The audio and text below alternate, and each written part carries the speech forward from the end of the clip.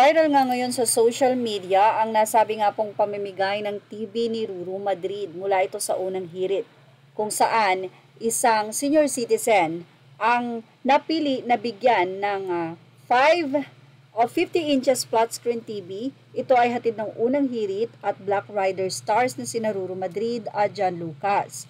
So doon nga, habang ibinibigay nitong si Ruru Madrid ang nasabi nga pong TV na hindi na po natin ibinahagi ang video, pero makikita nyo po sa photo na dala-dala ni Ruru ang nasabing 50 inches flat screen na TV. At habang ibinibigay nga ito kay tatay, ay sinasabi ni Ruru na congratulations tatay, nanalo kayo ng 50 inches flat screen TV at makakapanood na kayo ng Black Rider. Yan ang paulit-ulit na sinasabi ni Ruru. Hanggang sa si tatay ay nagsalita at sinabi niya na oo, nanonood ako.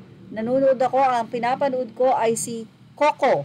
Kaya naman ito ay pinag-usapan sa social media na ayon nga sa kanila ay hindi maitatanggi na prime king o primetime king na nga itong si Coco Martin. Dahil halos talaga ng Pinoy, maging sa ibang bansa, ay kilala siya. Hindi nga mapapataob kahit ano pa mang itapat na serye ng kabilang estasyon sa Batang Quiapo.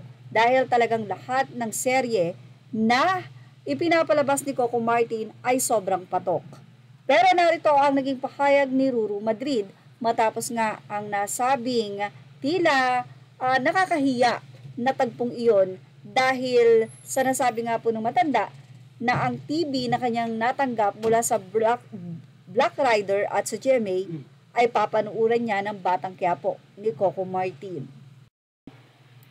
Say ni Ruru Madrid, kahit naman po sino, sobrang hinahangaan at inuudulo po si Sir Coco.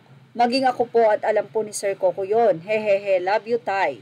Salamat pa din po kay tatay kasi kabisado niya ang pangalan ng bawat karakter ng Black Rider. Suportahan po natin ang lahat ng mga programang gawang Pinoy. God bless everyone. Samantala, mula naman sa artikulo ng Fashion Police ay narito naman ang naging reaksyon ng mga netizen. Sabi nila, aray ko, haha. BQ talaga ang number 1 sa primetime. Kay Roda pa lang, taob na ang kalaban. LOL. At kay David Lera Marites, rigor. Pampam lang yung usang boomer na direktor sa FB. Gusto sigurong mapansin ni Coco, bata at baka ipasok sa Batang Quiapo. Say pa ng mga netizen, at least daw ay sports lang si Ruru. Kung andun pa sa GMA si Richard Gutierrez, pwede daw ipangtapat ito kay Coco. Dahil si Richard daw, by the way, is mukhang napis naman sa ABS at tagal nang natapos ang Ironheart pero wala pa raw itong project. Say naman ng isang netizen, pangmasa kasi itong si Coco Martin. Nawala naman daw ang iba. Sobrang umay ako sa pagmumukha ni Cardo Now Tanggol every night. Kaya lang sobrang napapahanga o napapahappy ng show niya yung tatay ko. Just like this tatay sa video, kaya okay na din. Lalo na kung madaming napapasayang seniors yung show. Say ng isa, relate sis. Kapag BQ na, bawal nang maglipat ng channel. Magagalit ang lolo at lola. Say naman ng netizen, medyo slight na naawa daw siya kay Ruru doon sa nangyari.